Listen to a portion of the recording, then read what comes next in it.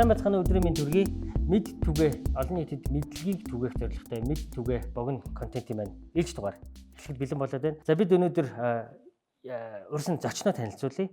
Их хүүхдийн эрүүл мэндийн үндэсний төвийн зүрх судас холбогч эдийн эмгэг судлалын тасгийн эмч Бат ундрах. За хөтлөгчөөр Go CGM-ийн ерөнхий эрхлэгч Адьяа Сүрэн, за хоромч мэдээлэл эсрэг факт чек CGM-ийн үүсгэн байгуулагч Тамир би. Бид ингээд ээлж дугаараа эхлүүлэхээр бэлэн болоод байна.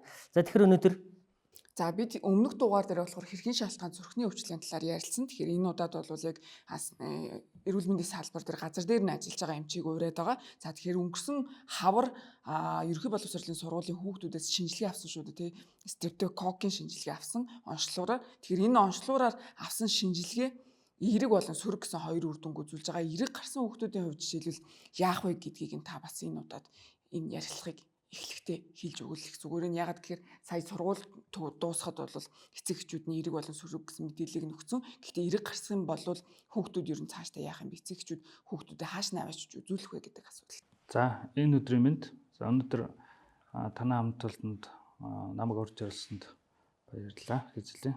За хоолой зарилгуурын өрөвслийн онцлогоо эмчилгээ гэж байгаа. За энэ хурдчилсан төрөвжилсэн тест хоолой зарилгуурын эерэг гарсан гэдэг энэ бол ерөнхийдөө өвчний энэ өвчин одоо байх эрсдэлтэй магадaltaй гэсэн юм одоо илрүүлэг онцлогоо гэсэн. Тэрнээс одоо тэр өвчнөр энэ хөвгт өвдсөн одоо өвчлөөд хүндэрсэн ч юм уу те ийм бол одоо ойлгож болохгүй. Тэгэхээр энэ төрөвжилсэн тестээр хэрхийн гаралтай зүрхний олдмол өвчин үүсэх эрсдэл одоо байна уугүй юу? За хэрвээ эерэг байвал одоо энэ өвчнөөс урьдчилан сэргийлэх ямар арга хэмжээ авах уу гэдгийг эртнээс одоо эмчилж урьдчилан сэргийлэх юм одоо дараагийн алхмууд авах одоо ийм чиглэлтэй гэсэн. За тэгээд эерэг гарсан тохиолдолд эхний ээлжинд хариад дүүргийн одоо эрүүл мэндийн анхан шатны эрүүл мэндийн байгууллага гэж байдаг. Өрх дүүрэг гэсэн тийм. Өрх дүүргийн эрүүл мэндийн төвийн эмчнэр дээр одоо эерэг гэсэн шинжилгээнийхээ хариуг үзүүлээд эхний ээлжинд одоо антибиотик эмчилгээ авна гэсэн. За тэр нь бол антибиотик эмчилгээний эхний тун буюу одоо 10 хоног эмчилгээндээ одоо яг 10 хоног эмчилгээ антибиотикийн эхний тунг аваад за тэгээд дараагийн ээлжинд болохоор хөдөө орон нутгийн эмнэлэг дээр байгаа өрх одоо сумын эмнэлэг дээр байгаа тохиолдолд аймаг дүүргийн аймгийн эмнэлэг дээр юм уу? За хотод байгаа бол дүүргийн эмнэлэг дээр очиод цусны шинжилгээ өгнө гэсэн үг. Хоёр дахь алхам нь. Хоёр дахь алхам. За цусны шинжилгээнд дээр болохоор үзүүлэлтүүдээ үзээд за тэгээд хэрвээ цусны шинжилгээнд дээр өрөвслийн шинж тэмдэг одоо илүү өндөр одоо халдварын шинж тэмдэг нь өндөр эрсдэлтэй гэж гарвал дараагийн шатал буюу одоо чихмар олон эмчид за илгээгдэнэ гэсэн үг. Чихмар олон эмч нь болохоор одоо 3 дугаар шатлын илгийн одоо их хүүхдийн эрүүл мэндийн үндэсний төв дээр байж болно. Тийшээ илгээгдэнэ гэсэн. За чихмар олон эмчийн үзлэгээр одоо хоолой зарилгуурын өрсөлийг одоо хэр их одоо чочмог явж гэнэ үү, архаг явж гэнэ үү гэдгийг онцлоод шинжилгээний үзүүлэлтийг ажиглаад за тэгээд дараагийн алхам нь одоо хүүхдийн зүрхний эмчийн үзлэг гэсэн ийм одоо шатлсан дараалалаар ер нь бол явнаа л гэсэн. Хамгийн ихнийх дээр та антибиотик ууна гэж байна. Тэгэхээр чи тэр чинь хүүхдийн шинж тэмдэг байхгүй ч байсан. Хэрвээ эерэг гэсэн хариутай байгаа бол антибиотик уунаа л гэсэн үг үү? Тий, эерэг гэсэн байвал антибиотик уунаа гэсэн үг. Шинж тэмдэг байхгүй ч байсан. Шинж тэмдэг байхгүй байсан. За сөрөг гэд байвал одоо хоолой зарилгуурын өрсөл нь ямар нэгэн байдлаар вирусын гаралтай ч юм уу бактерийн гаралтай үүсгэж нь өөр байгаа тохиолдолд хүүхдийн өвчний зохич менежмент гэж хөтсөм гэж байдаг. За энэ английн дагуу эхний бүлгийн антибиотик аваад өрөвслөөн дарах эмчилгээ, өрөвсөл одоо өвчин дамдаа халуун бууруулах эмчилгээгээ хийгдэж явна гэсэн үг. Эерэг байвал одоо яг одоо юуны алгоритм гэж байгаа одоо энэ өвчний үед хэрэглэгдэх одоо дараагийн шатлал руугаа илгээх алгоритмын дагуу антибиотик уугаад шинжилгээгээ өгнө л гэсэн. Ийм дараалалаар явнаа л гэсэн. Тэгэхээр одоо сүүл яригадаад байгаа хэрхэн шалтгаан зүрхний өвчлөл гэдгийг чинь бас зарим талаараа хоолойны анги үе мөчөнд нь орсон гинлээ гэж ярьдагтай ер нь ойролцоо юм уу? Яг энэ өвчин яг ямар өвчин юм бэ гэдгийг бас манай үзэгчдэд тайлбарлаад өгвөл. Тий, одоо ерөнхийдөө бол одоо ард иргэдийн хувьд одоо хоолойны өрөвсөл үе мөчөндөө орчлоо, зүрхэндээ орчлоо гэж одоо айгаад сандраад ч юм уу те. Ер нь бол энэ дээр айгүйх ард иргэд айгүй акценттай ханддаг. Тэгэхээр яг хөө ер нь бол хоолой залгуурын өрөвсөл бол дотроо өөрөө олон үүсгчээр үүсгддэг. Одоо вирусын гаралтай ч байж болно, бактерийн гаралтай ч байж болно, энгийн гаралтай ч байж болно те. Тэгэхээр вирусын гаралтай өрөвслийн үед болохоор хүүхэд өндөр халуурж болно. 39-оос 40 градус хүртэл өндөр халуурж болно. Одоо бактери халуурвал гаралтай үед бол 37-оос 38 ч юм уу. За вирусын гаралтай үед хүүхэд толгой өвдөх, бөөлж өгөх, ерөнхий хордлогын шинжүүд бас илэрдэг. За тэгээд энэ болгоны энэ үүсгчээс нь шалтгаалаад хоолой залгуурын одоо гүйлсэн булчирхаан өрөвсөл гэж байдаг, архаг тонзиллит гэж байдаг. За энэ болгоныг энэ А бүлгийн бета стрептококкийн одоо үүсгчээс нь ялан онцлохын тулд одоо бид нар энэ нөгөө төрөвчлэн тестийг л ашиглаад байгаа. Энэ нь одоо өмнө нь бол одоо энэ төрөвчлэн тест байхгүй бол одоо хоолой залгуурын арчдас гэж юм аваад тэрийг одоо 72 цаг ургуулад тодорхой лабораторийн түвшинд тэжээлт орчинд ургуулад за тэгээд энэний хариу нь одоо гарсны дараа ямар үүсгчээр үүсгэсэн байна, ямар антибиотик авах уу гэдгээ сонгодог байсан бол энэ төрөвчлэн тестийн гол одоо үр дүн одоо сайн тал нь гэх юм бол 10 минутын дотор л одоо энэ хүүхэд энэ хэрхийн гаралтай зүрхний одоо олдмол өвчнөөр одоо өвдөх эрсдэл байна уугүй юу гэдгийг тодорхойлцдог. Энэ ковидын нөгөө тест шиг тий ер нь бол тэрнтэй яг адилхан ойролцоо гэсэн үг тий. Тэгэхээр энэ одоо өвчнөөс одоо урьдчилан сэргийлэхийн тулд энэ төрөвчлэн сорилт тест л одоо RP тест л айгүй үр дүнтэй. Ер нь ямар шалтгаанаар нэг үднээс энэ өвчнөд ер нь одоо өвчтэй болох гэдэг юм бэ? Тий. Яг го түрүү нөө миний хэлсэн одоо энэ хоолой залгуурын гүйлсэн булчирхай архаг тонзиллит гэдэг байгаа чинь одоо юуна ямар үүсгчээр үүсгэж байна гэдгээсээ л шалтгаалаад. Тэрнээс яг го ерөнхийдөө шин тэмдгүүд нь бол адилхан л явагдаад байдаг. Халуурдаг, хоолой өвддөг, хүүхдийн хамаг бие одоо хөл гар үе мөч ангин зөвжлөө гэдэг тий. Одоо ерөнхий хордлогын бөөлж хэвлийгээр өвдөх юм шин тэмдгүүд илэрдэг. Тэгэхээр энэ болгоноос ялгаа онцлохын тулд энэ тест л одоо чухал гэсэн. Тэгэхээр энэ үүсгч нь урд нь бол одоо энийг мэдэхгүй хоолой өвдлөө гэл тэгэл дуртай хүүхэд одоо өөрөөсөө зарим дур мэдээл антибиотик нэг 2 3 хоног уугаал тэгэл өвчин амдаах юм уугаад дарагдчихаар нь ингээд орхичдог тий. Тэгэхээр тэр нь ингээд удаан явцад архашаад одоо жилдээ 2 3 удаа өвддөг ч юм уу тий. Тэгэл энэ ингээд удаан үргэлжилж явсаар байгаа л одоо өсвөр нас буюу одоо том усан хойноол одоо хоёр дахь тэр хүндрэлүүд нь илэрдэг гэсэн үг тий. Тэр нь одоо зүрхний хөвчлэн холбогч ид буюу холбогч идийг гэмтээдэг энэ өвчин байхгүй. Тэгэхээр зүрхэнд зүрхний гаралтай одоо холбогч ид гэдэг нь зүрхний хөвчлэн хавхлагыг очиж гэмтээдэг. Ямар тохиолдолд тэр тестийг авч хэрэглэх вэ гэдгээ бодоод байхгүй юу? Одоо манай хүүхдэл одоо ингэ зүг зүгээр байгаад байна шүү дээ, тий. Тэгж яагаад хаяа нэг ингээл намар төгөхөр ч юм уу эсвэл нэг хаяа нэг яг 100 шалгаа авахгүй нэг орой хоолой тэгээд ингээд энэ. Яг өвдөж байгаа үед байх юм уу? Эсвэл бид нар зүгээр одоо хүүхдээ бодоод ямар ч шинж тэмдэггүй зүг зүгээр байхад нь юу ч гэсэн нэг үзэх хэрэгтэй юм уу?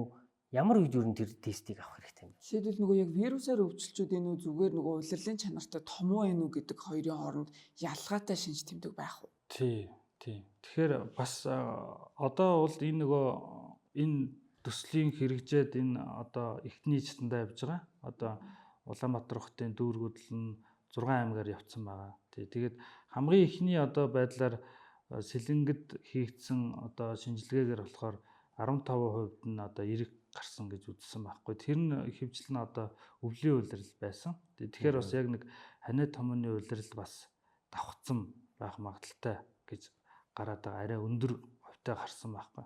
Тэгэхээр ерөөхдөө бас яг улирлын томоо ч юм уу, хоолой залгуурын өрөвсөл ч юм уу, энэ өрөвслийн үед бас хэрвээ тэр сорилоо авал бас арай зүгээр гэж бас үзэж байна. Гэхдээ ер нь бол тэр хүүхэд ер нь бол ахын болон одоо өөр байдлаар ингээд халдвар авцсан байдаг болохоор ер нь бол хизээч авсан тэр хүүхдэд ямар нэгэн байдлаар хэрвээ энэ одоо цаашдаа хүндрэх эрсдэлтэй буюу одоо энэ А бүлгийн бета стрептокок байна гэж үзвэл ямар ч үед шинжилгээ авсан гарна л гэсэн үг. Ер нь бас. Одоо магадгүй бодож байгаа нь ямар насны хүүхдүүд илүү одоо зүгээр байхад нь ч гэсэн шинжилгээ өгөх шаардлагатай вэ? Ер нь бол энэ энэ өөрөө өвчин нь болохоор дархлааны гаж оруулаас одоо үүдэлтэй энэ одоо өвчин гэж үздэг. Тэгэхээр 3-аас дээш насны хүүхдүүдэд 3-аас дээш. 3-аас доош насны хүүхдүүд бол ерөнхийдөө харьцангуй тийм бүрэн дархлаа тогтоож одоо гүйцэд одоо хөгжөөгөө ийм үе болохоор 3-аас доош насны хүүхдүүдэд бол авахгүй 3-аас дээш насны хүүхдүүдэд аавна гэж үзэж байгаа. Тэгэхээр одоо энийг бид ингээ хайхахгүй яваад байвал сая нэг ангийн үе мөчтэй орлоо, зүрхэндээ орлоо гэдэг энэ ер нь ямар сөрөг үр дагавар руу очих өвчин юм бэ? Холоо өвдөл ингээл болчдох юм уу эсвэл зүрхэнд орно гэдэг чинь бас хэцүү сонсогдоод шүү дээ. Бүр алстай одоо яадгийн. Энэ өвчин нь болохоор ямар учиртай гэхээр одоо бета бүлгийн А бүлгийн бета цус задлагч стрептококкийн шалтгаантай хүүхдийн дархлаа тогтолцооны гаж урлын үеинд үүсдэг ийм одоо холбогчид үе гэмтээдэг одоо ийм өрөвсөл гэсэн үг тийм. Тэгэхээр уугар өрөвсөл нь болохоор арьс болон тарих за тэгээд холбогчид ийм олон эргэтэн системийг одоо голчлон гэмтээдэг ийм өвчин гэсэн үг тийм. Тэгэхээр одоо мэдрэлийн талын одоо тархины өөрчлөлт өгж болно гэсэн үг тийм. Арьсан дээрх одоо өөрчлөлтүүд өгдөг. Зүрхний булчингийн өрөвсөл гэж ярьдаг. Тэгэхээр зүрхний булчингийн өрөвсөл одоо зүрхний холбогчид ихэвчлэн зүрхний тэр хавхлагыг очиж гэмтээдэг тийм. Бийж бараг юм үлдэж чинь бараг бүх юмд сөрөг нөлөөлдөг юм шиг байна. Энэ чинь одоо бид нэг тоохгүй ингээ хаяад яваад байвал нөгөө хүүхд чинь олон жилийн дараа гэсэн үг шүү дээ тийм. Тэгээд энэ одоо хүүхдийн зашмах халууралт буюу энэ өвчнийх нь хүнд хөнгөний зэргийг нь болохоор зүрхний кардит буюу одоо зүрхний булчингийн өрөвсөл гэдгээр нь одоо хүнд хөнгөний зэргийг нь болгоно тодорхойлдог. Тэгээд энэ өвчин нь болохоор ихэвчлэн зүрхний одоо өөрчлөлт өгдөг энэ юм ихэвчлэн далд явцтай явагддаг. Тэгэхээр одоо ямар нэгэн шинж тэмдэг гаднаас хараад илэрдэггүй гэсэн үг л дээ. Тэгэхээр ихэвчлэн нэг зүрхний эхокардиограф буюу те эхогоор одоо оншилж одоо зүрхэндээ нөлөөсөн байна уу гэдгийг одоо оншилдог гэсэн үг. Тэгэхээр л ер нь нөгөө хүүхд байх үед нь л эртгэн барьж авч мэдэж тэгээд хариу арга хэмжээ авахгүй бол одоо саяхан хэлж байгаа тэр бид нар чинь тэгэл ямар зүгээр байж хахад зүрхөө үзүүлэх биш. Ямар нэгэн шинж тэмдэг одоо хүндрэл ирсэн учраас зүрхний одоо эхо үзүүлээ тэнд алидийн ер нь бараг оройдох тийшээ ч юм уу нэлээд хүндэрсэн байх магадaltaй үед нь мэдэх тохиолдол их байх нь тийм. Тэгэхээр одоо энэ нөгөө нэг тестийн гараагүй байх үед ч юм уу те одоо зүгээр одоо үзлэгээр эхо зүрхний онцлогоо хийж явах онцлогох үедээ зарим одоо бүр зүрхэндээ нөлөөлсөн байгаа үед нь онцлогддог тохиолдол байдаг байхгүй. Тэгэхээр одоо энэс л урьдчилан сэргээж л одоо ийм арга хэмжээ авч байгаа нь айгуу сайн талтай л гэсэн үг. Тийм байна тий. Бага насндаа онцлогдоод одоо юу гэдэг эерэг гарчвал бүрэн идэгрэх боломжтой гэж тэгсэн байсан. Тэгэхээр эмчилгээний хугацаа юу нь ямар хувь гэдгийг ямар төрлийн эмчилгээ хийдгийг хэрвээ одоо зүрхэндээ одоо хэрхийн гаралтай зүрхний олдмол өвчин гэдэг байгаа байхгүй. Хэрвээ энэ илэрсэн тохиолдолд одоо бидний сайн мэддэг бензотин бензлин G гэдэг тариад байдаг тий. Энийг одоо 21 хоног тутам одоо таринаа л гэсэн үг тий.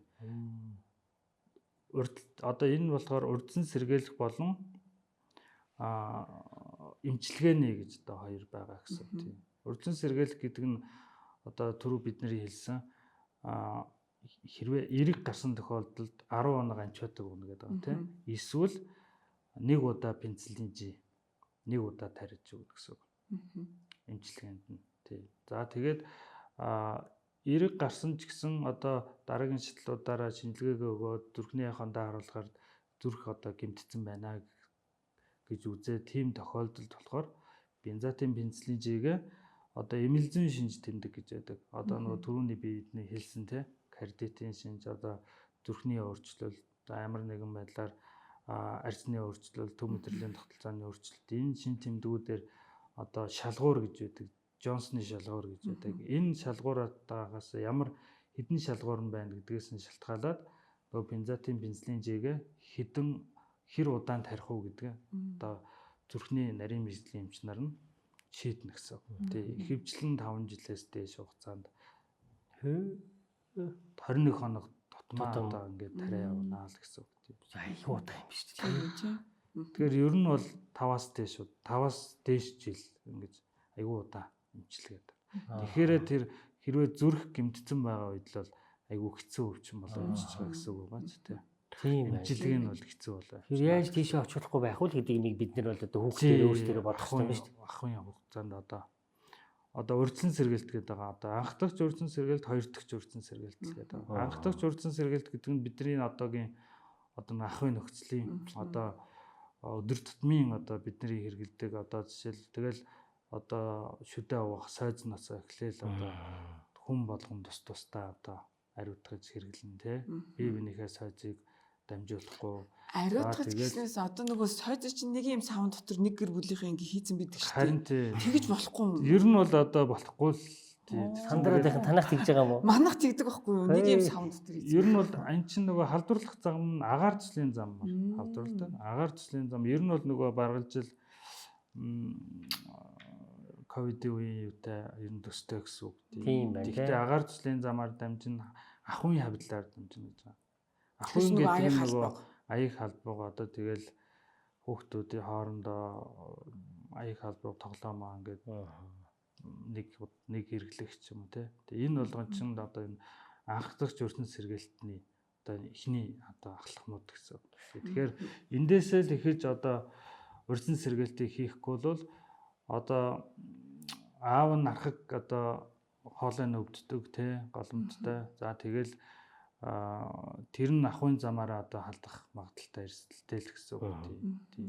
Иймэрхүү ярахаар ингээд хүмүүс аягүй их хилдэгин. Тэг би тэрийг яг таныг эмч хүний хувьд яг ингээд хилчээс одоо юу гэж хариулах нь надад сонирн байна л да. Дээр үед бүгд ингээд ам амраараа дамжаал болоо л идэг байсан. Одоо л нэг сүрхий сүржигнэ гэж хилдэг хүмүүс үйдэг. Энд юу хандаж та юу гэж хэлэх вэ? Дээр үед тийм эсвэл олон төрлийн вирус бактери нь байгаагүй юм уу? Эсвэл дээр үед өвчлөл нь их мөртлөө бид нар одоо ингээд нөгөө сошиал медиа энэ төр гэдэг тэр үед мэдээлэл бага болохоор мэдгүй өнгөрөөд идэг байсан юм уу? Яг нь ер нь бол яг л адилхан л халдвар бол байсан л байгаа.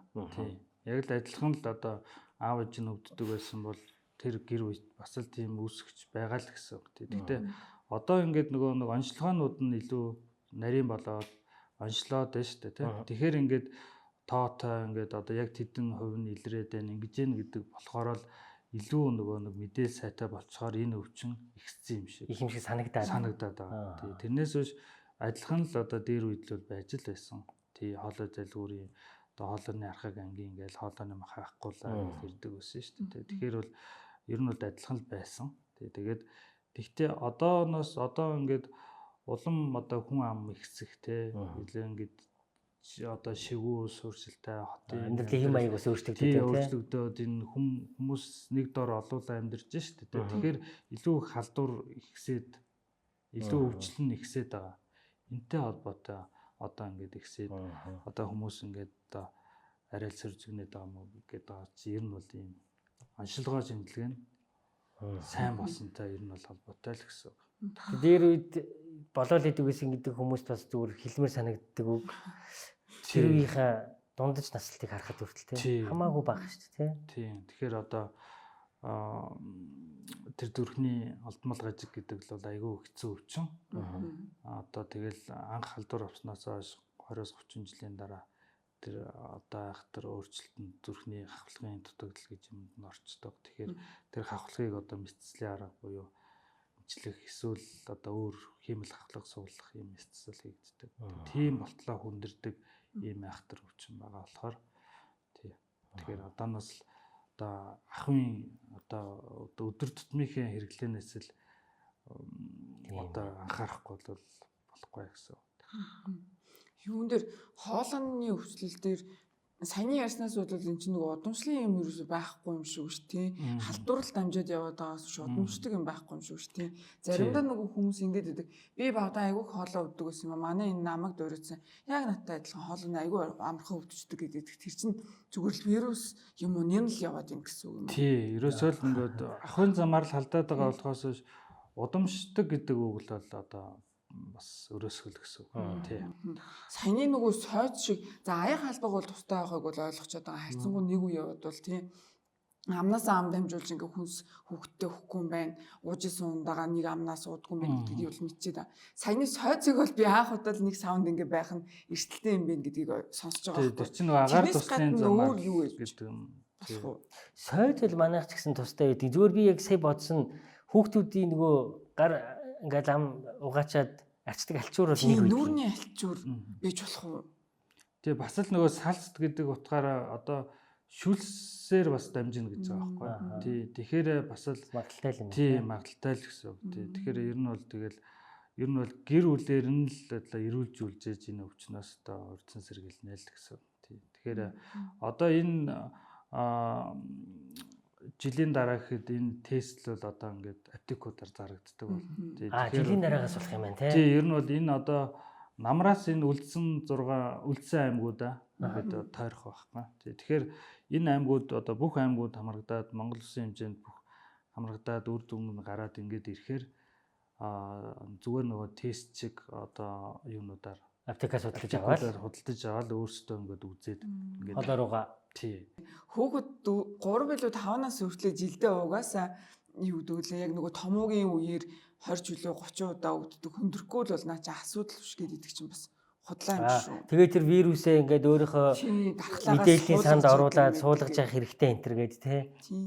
Тэгтээ тэр чинь бас нөгөө нэг бас томоо гэж байгаа. Амьсгалын замын өвчин томоо гэдэг. Амьсгалын дээд замын өвчлөл гэж байгаа. Тэр нь бас арай өөр болоо явчихна л да. Тэгэхээр энэ хоолой залгуурын тэр төрөний гүйсэн булчиргаа өрөвсөл тонзиллит гэдэг байгаа. Энэ бас энэ А бүлгийн бета стрептококкийн халдварыг бас яг адилхан энэ үед бас үүсэж болно. Тэгэхээр бас томоогийн улирал дэгцэндээ томоогийн одоо ханиад вирусын гаралтай ханиад илэрж болно. Тэгэхээр ер нь бол тэр үед нь л ер нь тэр нөгөө тестээр л одоо яг энэ өвчнийхээ үүсгчийг л барьж авах тэр үед ч гэсэн одоо шинжилгээ авал бас гарч ирнэ л гэсэн. Одоо энэ нөгөө хүүхдүүд бид нар чихэр саахан хэрэглээ айгүй хийхсээд байна л да. Хүүхдүүдэд бид ингээл ундаа ингээл чихэр жимс те.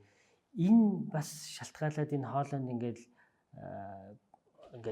чихрийн хэрэглээ нэгсээд байхаар энэ хоолойнд вирус, бактерийн төрлөө одоо холбогдно, өвчин энэ гэсэн юм байх уу?